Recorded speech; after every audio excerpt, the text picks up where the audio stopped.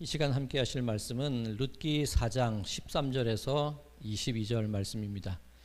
이제 드디어 보아스와 룻이 혼인을 하게 됩니다. 그리고 하나님께서 그 가정 가운데 자녀를, 아들을 허락하여 주시어서 나오미가 그 자녀의, 그 손자의 양육자로 세워지게 됩니다. 그 모습을 보고 이 여인들이 이렇게 노래를 합니다. 14절 이하의 말씀입니다. 여인들이 나오미에게 이르되 찬송할지로다. 여호와께서 오늘 내게 기업 물을 자가 없게 하지 아니하셨도다. 이 아이의 이름이 이스라엘 중에 유명하게 되기를 원하노라. 이는 내 생명의 회복자이며 내 노년의 복량자라. 곧 너를 사랑하며 일곱 아들보다 귀한 내 며느리가 낳은 자로다 하니라. 나오미가 그 고향으로 돌아왔을 때에 나를 나오미라, 기쁨이라 부르지 말고 말하라, 쓰디쓴 사람이라 부르라고 그렇게 탄식하며 애통해 했었지요. 자, 그 모든 시간이 이제 변화해서 하나님께서 그 가정에 그 생명의 회복자와 그 노년의 복량자로 그 자녀를 세워주셨음을 보게 됩니다. 자, 회복자와 복량자, 회복시켜주는 이, 그리고 돌보는 이, 바로 예수 그리스도를 의미하기도 합니다. 이 가정이 회복된 것, 이 가정이 세움받는 것, 바로 예수 그리스도의 이 땅에 오심, 예수 그리스도의 그 역사, 사역, 예수 그리스도의 일하심을 드러내는 예표라고 할 수가 있을 겁니다.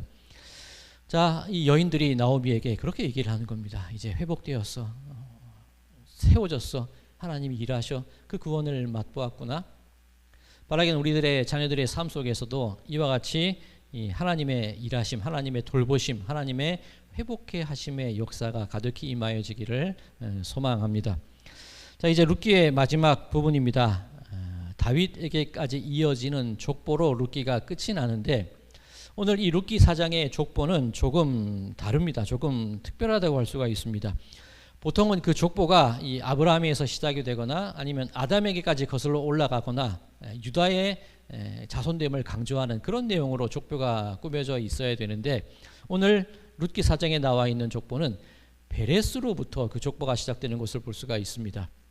자, 어제 이 사람들이, 장로와 백성들이 베레스의 집과 같이 되기를 원한다, 그렇게 축복을 한 내용도 있었지요. 자, 그렇다면 왜 오늘 이 룻기 4장의 족보는 베레스에서 시작하는 걸까? 우리 성도님들 성경을 펼치셔서 이 베레스로부터 몇 대 손이 지나게 되는지를 한번 헤아려 보시기 바랍니다. 자, 베레스가 1대이고 하나 둘 헤아려 나가 보시면 보아스가 7번째 후손인 것을 발견하실 수 있으실 겁니다. 자, 보아스가 룻에게 6번 보리를 되어 주죠. 수고하고 애쓴 우리 인간의 그 고난의 시간, 그 어려움의 시간, 그 6일이 지났을 때 하나님께서 베풀어 주실 그 안식이 곧 다가올 것이다, 그런 말씀을 드렸습니다. 보아스가 베레스로부터 7번째 자손이라는 것, 바로 하나님께서 회복시키시는 그 온전한 안식, 그것이 이 가정 가운데 회복되었다는 것을 드러내는 모습이라고 할 수가 있을 겁니다. 바라기는 우리들의 자녀들 역시 이와 같이 하나님의 온전한 회복, 하나님의 온전한 일하심, 그 수고와 애씀이 사라져버리고 없어져 버리는 것이 아니라 하나님께서 그 모든 노력들을, 그 수고들을 온전하게 합당하게 자녀들의 삶 속에 이루어 주시기를 간절히 소망합니다. 자, 이제 룻기를 정리하기에 앞서서 한 가지만 더 살펴보고자 합니다. 자, 족보로 이 룻기의 이야기가 끝이 나게 되는데, 그렇다면 왜 예수님은 유다 지파에서 태어나셨어야 할까? 그런 질문을 할 수가 있을 겁니다. 많은 형제들도 있었고, 그리고 많은 좋은 조건을 가진 이들도 있었을 건데 왜 하필이면 유다였을까?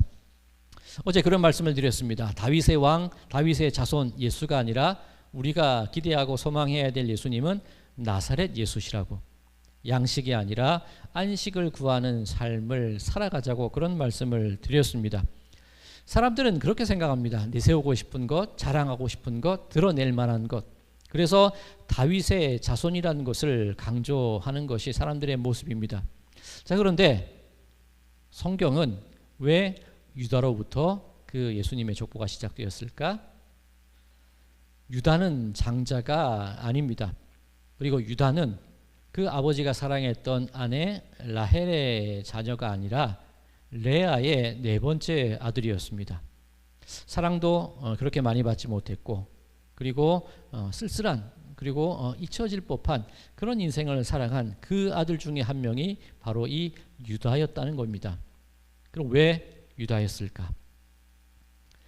야곱의 아들 중 야곱의 편애함을 받아서 다른 형제들의 미움을 샀던 이가 있었죠. 바로 요셉입니다.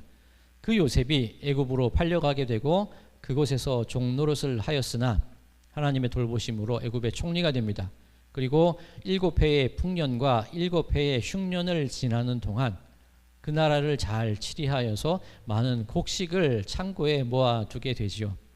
그리고 요셉의 그 형제들 역시 그 흉년을 지나면서 먹을 것이 없게 되자 애굽으로 찾아오게 됩니다. 요셉과 형제들의 만남, 요셉은 자기 자신을 숨기지요.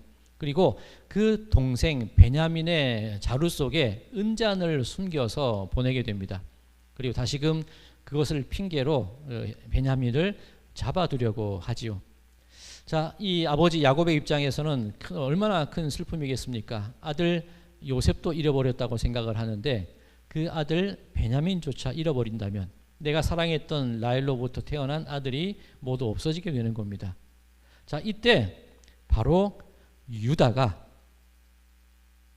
그 동생 베냐민을 대신해서 볼모가 되기를 원하게 됩니다.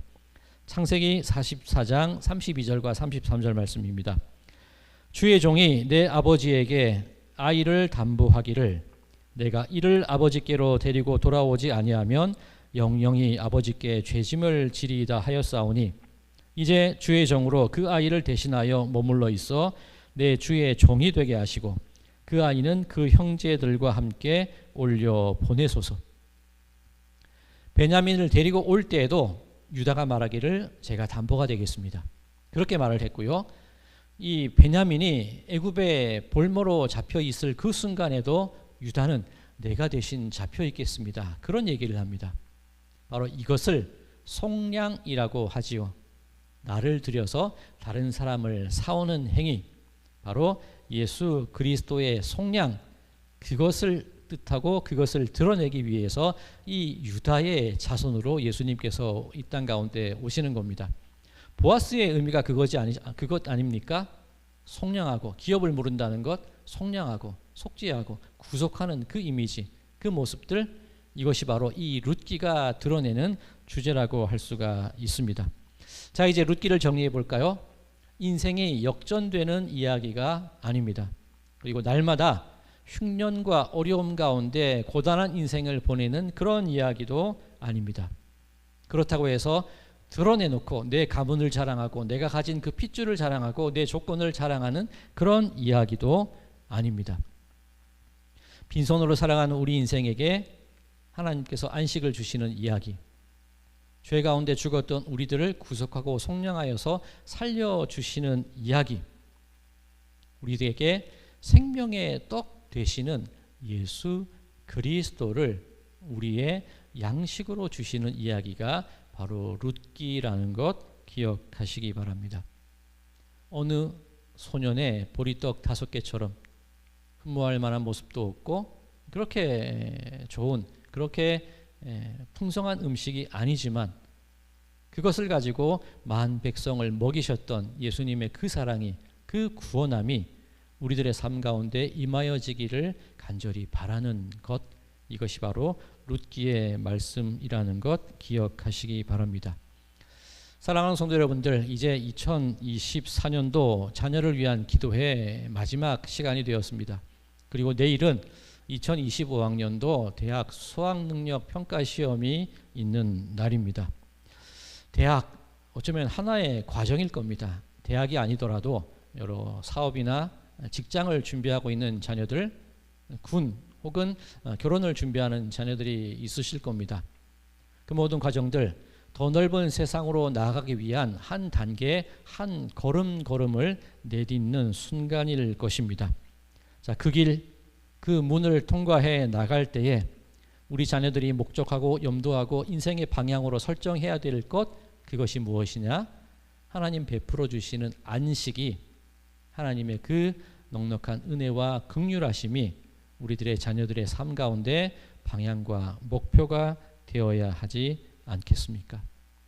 그리고 그 안식을, 그 평강을 격렬히 바라고 소망할 때에 바로 그 자리에 하나님께서 당신의 손길로 우리들의 자녀를 인도하실 것이고 바로 그 자리에서 하나님께서 우리들의 자녀를 위하여 일하실 줄로 믿습니다. 바라기는 예수님께서 그러셨던 것처럼 지혜와 키가 자라남을 통하여서 우리들의 자녀 역시 하나님과 사람들로부터 사랑을 받는 그런 모든 자녀들의 삶이 되기를 간절히 주님의 이름으로 축원드립니다.